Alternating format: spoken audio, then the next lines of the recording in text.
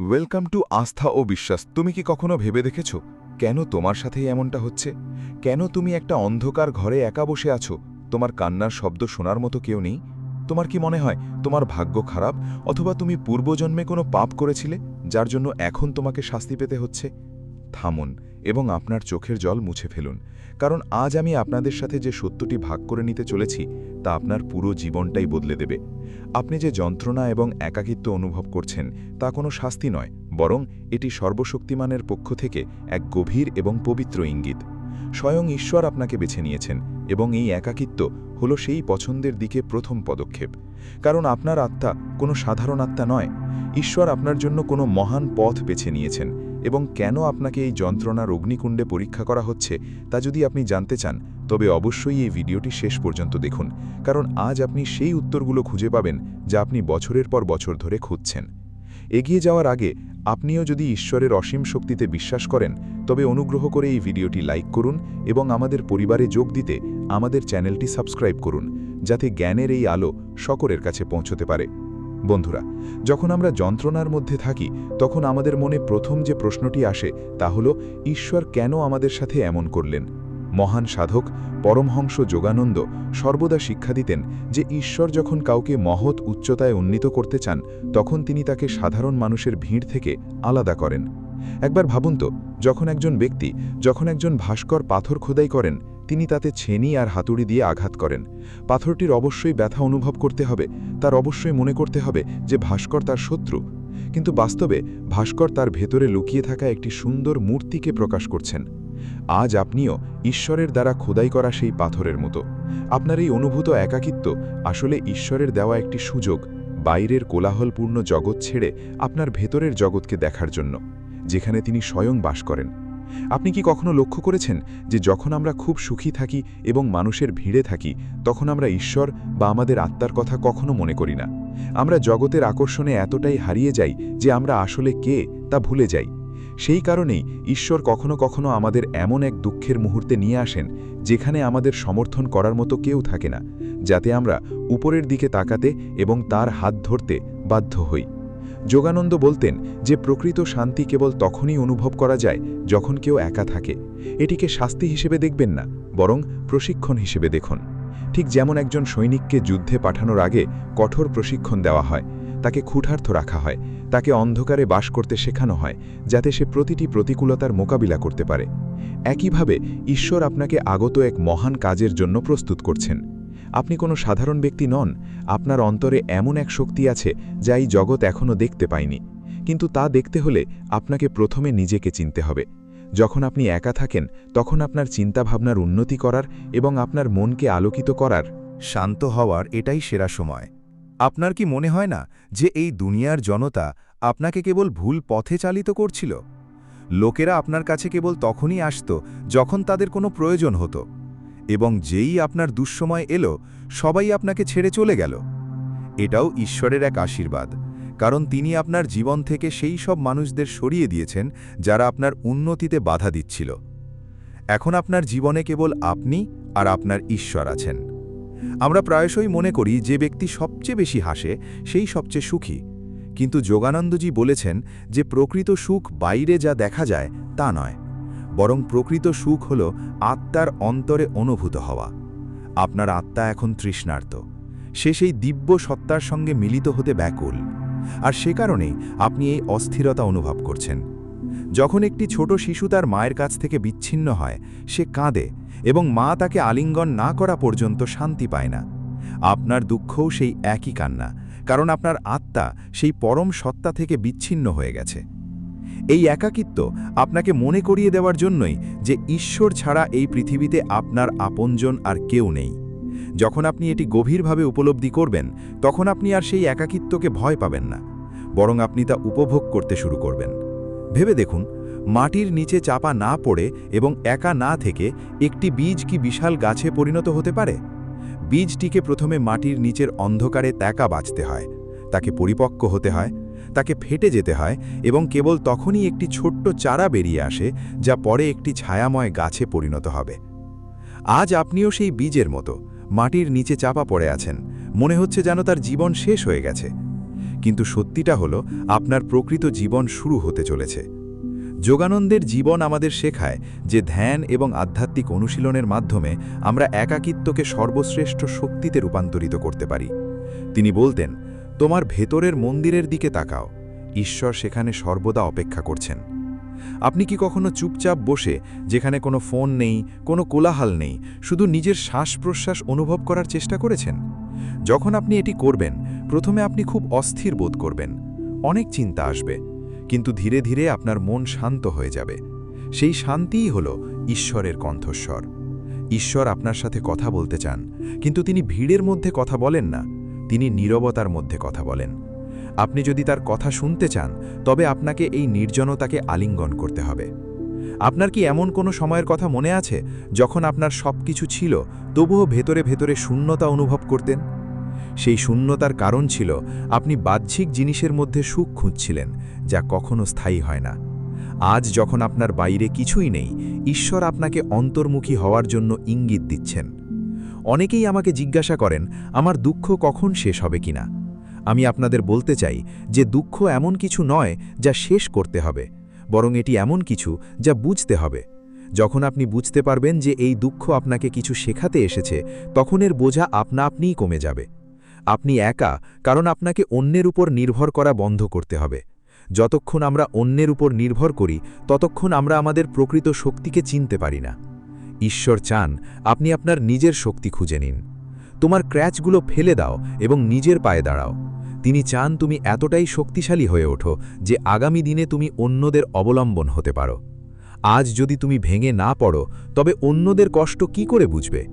একজন ডাক্তার তিনিই ভালো যিনি নিজে অসুস্থতায় ভুগেছেন, কারণ তিনি রোগীর কষ্ট অনুভব করতে পারেন। একইভাবে ঈশ্বর তোমাকে এই কষ্টের মধ্যে দিয়ে নিয়ে যাচ্ছেন, যাতে তোমার অন্তরে করুণা জাগ্রত হতে পারে, তোমার মধ্যে দয়ার অনুভূতি গড়ে উঠতে পারে।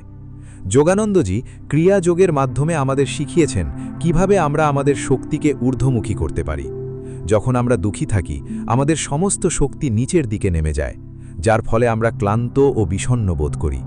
কিন্তু যখন আমরা ঈশ্বরের শরণাপন্ন হই, যখন আমরা আমাদের আত্মার সঙ্গে সংযোগ স্থাপন করি, সেই একই শক্তি আমাদের এক নতুন ডিউটি দান করে। আপনি কি জানেন যে বিশ্বের সকল মহাপুরুষ, তা স্বামী বিবেকানন্দই হন বা স্বয়ং পরমহংস যোগানন্দই হন, তাদের জীবনের এক বিরাট অংশ নির্জনে কাটিয়েছেন। সেই নির্জনতাতেই তারা এমন জ্ঞান লাভ করেছিলেন যা সমগ্র বিশ্বকে পথ দেখিয়েছিল। আপনি যদি আজ একা থাকেন, তবে গর্বিত হন যে ঈশ্বর আপনাকে সেই শ্রেণীতে রেখেছেন যেখানে তিনি তার সবচেয়ে প্রিয় ভক্তদের স্থান দেন। এটা কান্নার সময় নয়, বরং জেগে ওঠার সময়। আপনি যে দুর্বল বা অসহায়, এই চোখের পর্দা সরিয়ে ফেলুন। আপনি সর্বশক্তিমানের সন্তান, যার এক আদেশে সমগ্র বিশ্বব্রহ্মাণ্ড আবর্তিত হয়। তাহলে আপনি কেন ভীত? মানুষ প্রায়শই একাকিত্বকে একটি রোগ হিসেবে দেখে, কিন্তু যারা আধ্যাত্মিক পথে আছেন তাদের জন্য এটি একটি আশীর্বাদ। যোগানন্দ বলতেন যে ভিড়ের মধ্যে বাস করলে আমরা আমাদের আত্মপরিচয় হারিয়ে ফেলতে পারি। অন্য সবাই যা করছে আমরাও তাই করতে চাই, কিন্তু নির্জনতায় আমরা আমাদের প্রকৃত স্বরূপকে চিনতে পারি। আপনি কি কখনো নিজেকে জিজ্ঞেস করেছেন আপনার জীবনের উদ্দেশ্য কি? জীবন কি কেবল জন্ম, কর্ম আর মৃত্যুর মধ্যেই সীমাবদ্ধ? না, এখানে আসার পেছনে তোমার এক মহত্তর উদ্দেশ্য রয়েছে, এবং তা পূরণ করার জন্যই তোমাকে বেছে নেওয়া হয়েছে। ঈশ্বর তোমাকে এমন কিছু গুণ দিয়ে আশীর্বাদ করেছেন যা অন্য কারও নেই, কিন্তু সেই গুণগুলো আবিষ্কার করতে হলে তোমাকে অবশ্যই পৃথিবীর কোলাহল থেকে নিজেকে দূরে রাখতে হবে। যখন তুমি একা থাকো, তখন তুমি তোমার ভুলগুলো দেখতে পাও, তুমি তোমার আচরণ শুধরে নিতে পারো এবং একজন উন্নততর মানুষ হয়ে উঠতে পারো।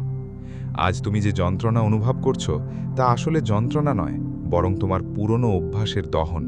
ঠিক যেমন সোনাকে বিশুদ্ধ করার জন্য আগুনে উত্তপ্ত করা হয়, তেমনি তোমার আত্মাকে পরিশুদ্ধ করার জন্যই এই দুঃখের আগুন জ্বালানো হয়েছে। একটি কথা সর্বদা মনে রাখবে, ঈশ্বর কখনো কোনো মানুষকে একা ছেড়ে দেন না। যে তার হাত ছেড়ে দেয়, সে তার আশ্রয়ে ফিরে আসে। আজ আপনার মনে হতে পারে যে কেউ আপনার হাত ধরে নেই, কিন্তু বিশ্বাস করুন, ঈশ্বর আপনাকে তার বাহুদরে জড়িয়ে রেখেছেন। যখন আপনি বালির উপর দিয়ে হাঁটেন, তখন দুটি পদচিহ্ন দেখতে পান, কিন্তু যখন বিপদ আসে, তখন কেবল একটিই দেখতে পান। আমরা ভাবি ঈশ্বর আমাদের পরিত্যাগ করেছেন, কিন্তু বাস্তবে সেই একটি পদচিহ্ন ঈশ্বরেরই, কারণ সেই মুহূর্তে তিনি আমাদের বাহুদরে তুলে নিয়েছেন। আপনার জীবনের এই কঠিন সময়ে আপনি একা হাঁটছেন না, ঈশ্বর আপনার সাথে হাঁটছেন। শুধু আপনার বিবেকের কণ্ঠস্বর শোনার চেষ্টা করুন। যোগানন্দ বলতেন যে আপনি যদি ঈশ্বরকে 1 পা এগিয়ে আসতে ডাকেন, তিনি আপনার দিকে 100 পা এগিয়ে আসলেন। আপনি কি তাকে আপনার হৃদয় থেকে ডেকেছেন? আপনি কি আপনার সমস্ত বোঝা তার চরণে অর্পণ করেছেন? যদি না করে থাকেন, তবে আজই তা করুন। তাকে বলুন, হে প্রভু, আমি আমার পথ জানি না, কিন্তু আপনার উপর আমার পূর্ণ বিশ্বাস আছে। আপনি যেখানেই আমাকে নিয়ে যাবেন, আমি সেখানেই অনুসরণ করব। এই একাকিত্বকে মেনে নিয়ে আপনি যতই এগিয়ে যাবেন, আপনার অন্তরে এক অপূর্ব শক্তির উদয় হবে। আপনি অনুভব করবেন আপনার দুশ্চিন্তাগুলো ধীরে ধীরে দূর হয়ে যাচ্ছে। আপনি ক্ষুদ্রতম জিনিসের মধ্যেও আনন্দ খুঁজে পেতে শুরু করবেন। আপনি পাখির কিচিরমিচির, ফুলের প্রস্ফুটন, এমনকি অস্তগামী সূর্যের মধ্যেও ঈশ্বরের ঝলক দেখতে পাবেন। এই সেই জ্ঞান যা যোগানন্দজি সারা বিশ্বে ছড়িয়ে দিতে চেয়েছিলেন। তিনি চেয়েছিলেন প্রত্যেক ব্যক্তি যেন বুঝতে পারে যে ঈশ্বর এমন কোনো বস্তু নয় যা বাইরে পাহাড়ে খুঁজে বেড়াতে হবে, বরং তিনি আমাদের ভেতরেই আছেন। আমাদের শুধু শান্ত থাকতে হবে এবং তাকে অনুভব করতে হবে। দুঃখ এবং আনন্দ ঋতুর মতো আসবে এবং যাবে, কখনো রোদ থাকবে, কখনো ছায়া। কিন্তু যদি ঈশ্বরের মধ্যে আপনার শিকড় গভীরভাবে প্রথিত থাকে, তাহলে কোনো ঝড়ই আপনাকে নাড়াতে পারবে না। আজকের ভিডিওটি শুধু একটি বার্তা নয়, এটি আপনার জন্য একটি আহ্বান, ঈশ্বরের পক্ষ থেকে একটি ডাক, যিনি আপনাকে ঘরে ফিরে আসতে বলছেন। এই একাকিত্ব থেকে পালিয়ে যাবেন না, বরং এর মধ্যেই থাকতে শিখুন। যখন আপনি এই নীরবতার সাথে বন্ধুত্ব করবেন, তখন আপনি সেই বিষয়গুলো বুঝতে পারবেন। আপনি এমন অন্তর্দৃষ্টি লাভ করতে শুরু করবেন যা বিশাল ধর্মগ্রন্থ পাঠ করেও উপলব্ধি করা যায় না। আপনার আত্মা কোনো সাধারণ আত্মা নয়, এটি এক মহান যাত্রা শুরু করেছে, এবং এই মাইল ফলকটি ছিল অত্যন্ত গুরুত্বপূর্ণ। এই কষ্টকে আপনার শক্তিতে পরিণত করুন, এই একাকিত্বকে আপনার তপস্যায় পরিণত করুন, এবং একদিন আপনি সূর্যের মতো উজ্জ্বল হয়ে উঠবেন, যার আলো অন্যদের জীবনকে আলোকিত করবে। যাওয়ার আগে আমি শুধু এটুকুই বলবো যে আপনি কখনো একা ছিলেন না এবং কখনো একা থাকবেনও না। পরম সত্তা সর্বদা আপনার সাথে আছেন। হতাশ হবেন না এবং আপনার প্রার্থনা চালিয়ে যান। যদি এই ভিডিওটি আপনাকে সামান্যতম সাহসও দিয়ে থাকে এবং আপনি অনুভব করেন যে ঈশ্বর আপনার সাথে কথা বলছেন, তবে অনুগ্রহ করে এই ভিডিওটি আপনার সেই সব বন্ধু এবং আত্মীয়দের সাথে শেয়ার করুন যারা আজ দুঃখী বা একা। কে জানে, আপনার এই শেয়ার করা হয়তো ডুবে যাওয়া কোনো ব্যক্তিকে এক টুকরো অবলম্বন যোগাবে। কমেন্টে অনুগ্রহ করে জয় পরমাত্মা অথবা আপনার যে কোনো অভিজ্ঞতা লিখুন, যাতে আমরা সবাই একে অপরকে সমর্থন করতে পারি। চ্যানেলটি সাবস্ক্রাইব করতে ভুলবেন না, কারণ আমরা আপনাদের জন্য এই ধরনের জ্ঞানগর্ভ ভিডিও নিয়ে আসতে থাকব। সুখী হন, সমৃদ্ধ হন এবং সর্বদা মনে রাখবেন যে আপনি ঈশ্বরের সবচেয়ে প্রিয় সন্তান। সুতরাং আসুন এই আলোচনায় আরও গভীরে যাই এবং বোঝার চেষ্টা করি কোন শক্তি আপনাকে একাকিত্বের অন্ধকার থেকে বের করে নিয়ে আলোর পথে নিয়ে যেতে চায়। পরমহংস যোগানন্দ প্রায়শই বলতেন যে এই পৃথিবীতে সবচেয়ে বড় ভুল হল আমরা নিজেদেরকে কেবল কঠিন মাংসের শরীর বলে মনে করি, অথচ আমরা অসীম ঈশ্বরের সন্তান। নিজেই ভেবে দেখুন, যখন আপনি গভীরভাবে দুঃখিত হন, তখন কি আপনার মনে হয় না যে আপনার ভিতরে কেউ একজন আছে যে আপনার সাথে কথা বলছে, আপনাকে সান্ত্বনা দিচ্ছে, এবং সে আপনার নিজের আত্মা ছাড়া আর কেউ নয়? এটি বছরের পর বছর ধরে আপনার শরীরের খাঁচায় বন্দী ছিল এবং এখন মুক্তি চায়। আজ আপনি যে একাকিত্ব অনুভব করছেন তা আসলে আপনার আত্মারই ডাক, যা বলছে, আর নয়, বাইরের জগতে সুখ খোঁজা বন্ধ করে আমার কাছে চলে এসো।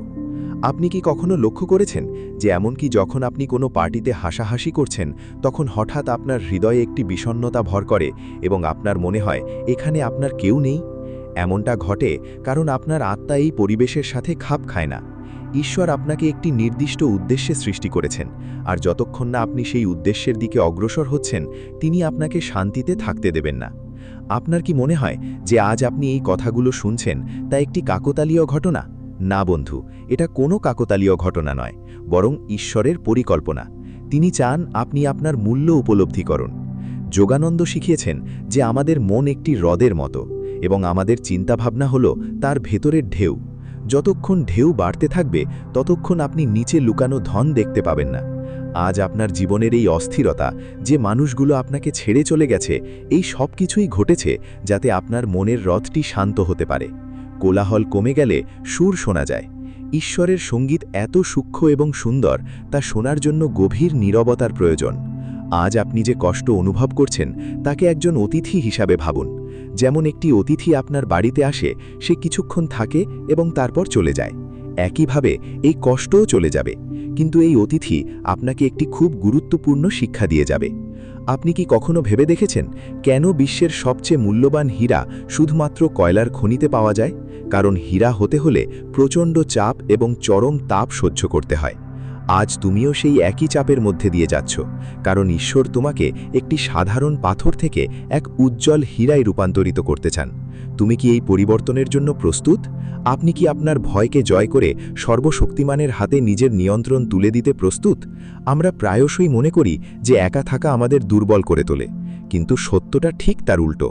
পৃথিবীর সবচেয়ে শক্তিশালী ব্যক্তি তিনি, যিনি একা বাঁচতে শেখেন, যার নিজের সুখের জন্য একা থাকা প্রয়োজন। আপনার অন্য কারো ফোন কল বা অন্য কারো প্রশংসার প্রয়োজন নেই। সেই ব্যক্তি আর কখনো হারে না। যোগানন্দ বলতেন যে যদি তুমি নিজের সাথে সুখী হতে শেখো, তবে তুমি বিশ্বজয়ী। আজ যখন একা বসবে, নিজের সাথে কথা বলো। নিজের দুর্বলতাগুলো দেখো, নিজের শক্তিগুলোকে চেনো। তোমার কি মনে হয় না যে অন্যদের খুশি করার চেষ্টায় তুমি নিজেকে কোথাও হারিয়ে ফেলেছ? তুমি তাই করছিলে যা সমাজ চায়, যা তোমার পরিবার চায়, কিন্তু তুমি কখনো তা করনি যা তোমার আত্মা চায়। ঈশ্বর তোমাকে এই একাকিত্ব দিয়েছেন যাতে তুমি নিজেকে আবার খুঁজে পেতে পারো। এটা কোনো শাস্তি নয়, এটা প্রত্যাবর্তন। নিজের শিকড়ে প্রত্যাবর্তন, নিজের আসল ঘরে প্রত্যাবর্তন। প্রত্যাবর্তন? তুমি কি জানতে যে যখন কোনো ভক্ত ঈশ্বরের কাছাকাছি পৌঁছতে যায়, তখন ঈশ্বর প্রথমে তার মুখের চারপাশের সুতো কেটে দেন? যখন তুমি যাদের সবচেয়ে বেশি বিশ্বাস করেছিলে তারাই তোমার সাথে বিশ্বাসঘাতকতা করে, তখন ঈশ্বর আসলে তোমাকে দেখাচ্ছেন যে এই পৃথিবীতে কেউই স্থায়ী নয়। আমিই একমাত্র যে সব সময় তোমার সাথে ছিলাম, সব সময় আছি এবং সব সময় থাকব। কখনো কখনো আমাদের মনে হয় যে আমাদের কর্ম খুব খারাপ। সম্ভবত এ কারণেই আমরা এত কষ্ট পাচ্ছি। যোগানন্দ এ বিষয়ে একটি সুন্দর কথা বলেছেন। তিনি বলেন যে কর্ম ঠিক স্কুলের পড়াশোনার মতো। যেমন স্কুলে ফেল করলে শিক্ষক আমাদের বকা দেন এবং আবার পড়তে বলেন, তেমনি কর্মও আমাদের ভুলগুলো দেখিয়ে দেয়। কিন্তু ঈশ্বরের কৃপা কর্মের চেয়ে অনেক বড়। যদি আপনি আজ এক খাঁটি হৃদয়ে ঈশ্বরের কাছে আত্মসমর্পণ করেন এবং মেনে নেন যে যা কিছু ঘটছে তা তার ইচ্ছাতেই ঘটছে, তবে আপনার সবচেয়ে বড় কর্ম ভস্মীভূত হয়ে যেতে পারে। আপনি কি কখনো আগুনের একটি ছোট স্ফুলিঙ্গ দেখেছেন? সেই স্ফুলিঙ্গ কয়েক মিনিটের মধ্যে খড়ের বিশাল গাদা পুড়িয়ে ফেলতে পারে। একইভাবে ঈশ্বরের নামে একটি ছোট ডাক বহু জন্মের পাপ ও দুঃখ মুছে ফেলতে পারে। একমাত্র শর্ত হল আপনার ডাকের সাথে আকুলতা থাকতে হবে। আপনি কি সত্যিই তাকে ডাকছেন, নাকি কেবল আপনার ভাগ্যকে অভিশাপ দিচ্ছেন? মনে রাখবেন, অভিশাপ দিলে কিছুই বদলাবে না, কিন্তু প্রার্থনা সব কিছু বদলে দিতে পারে। প্রার্থনার অর্থ ঈশ্বরের কাছে একটি লম্বা তালিকা নিয়ে যাওয়া নয়। প্রার্থনার অর্থ হল কেবল তার সামনে বসে বলা, প্রভু, আমি ক্লান্ত, এখন তুমি আমার যত্ন নাও। যোগানন্দ যে ঈশ্বরকে দেখেছিলেন, তিনি কোনো ভীতিপ্রদ ঈশ্বর ছিলেন না, বরং তিনি ছিলেন এক স্নেহময়ী মা এবং এক সহযোগী পিতা। তিনি বলেছিলেন যে আমরা নিজেদেরকে যতটা ভালোবাসতে পারি, ঈশ্বর আমাদের তার চেয়েও বেশি ভালোবাসেন। তাহলে তিনি কেন আমাদের কষ্ট দেবেন? কোনো মা কি জেনে শুনে তার সন্তানকে আগুনে নিক্ষেপ করবে? কখনোই না। কিন্তু যদি কোনো শিশুর শরীরে ময়লা লেগে যায়, মা তা পরিষ্কার করার জন্য খুব জোরে ঘষে দেন। সেই মুহূর্তে শিশুটি ব্যথা অনুভব করে, সে কাঁদে, তার মনে হয় যেন তার মা তাকে মেরে ফেলছে। কিন্তু মা তাকে কেবল পরিষ্কার করছেন যাতে সে সুন্দর দেখতে লাগে। আজ ঈশ্বরও ঠিক তাই করছেন। তিনি তোমার ভেতরে জমে থাকা অহংকার, লোভ এবং আসক্তির ময়লা থেকে তোমাকে শুদ্ধ করছেন। এই একাকিত্ব সেই শুদ্ধিকরণেরই একটি অংশ। যখন এই শুদ্ধিকরণ সম্পূর্ণ হবে তুমি দেখবে তোমার ভেতর থেকে এক চমৎকার দ্যুতি বিকিরণ করছে। তখন তুমি বুঝতে পারবে যে যাকে তুমি তোমার ধ্বংস বলে মনে করেছিলে তা আসলে তোমার সর্বশ্রেষ্ঠ সাফল্যের সূচনা ছিল। তুমি কি তোমার মাকে বিশ্বাস করো? যদি করো তবে সেই বিশ্বজননীকে বিশ্বাস করো যিনি তোমাকে সৃষ্টি করেছেন। বন্ধু, এই যাত্রাপথে ভয় পেও না। যখনই নিজেকে ভেঙে পড়তে দেখবে একটি গভীর শ্বাস নাও এবং অনুভব করো যে তোমার ফুসফুসে বাতাস প্রবেশ করছে না, বরং ঈশ্বরের শক্তি তোমার মধ্যে প্রবেশ করছে। যোগানন্দ শ্বাস-প্রশ্বাসের বিজ্ঞানের ওপর অত্যন্ত গুরুত্ব দিয়েছেন। তিনি বলতেন যে আমাদের প্রতিটি শ্বাস ঈশ্বরের নাম নেয়, আমাদের শুধু শুনতে হবে।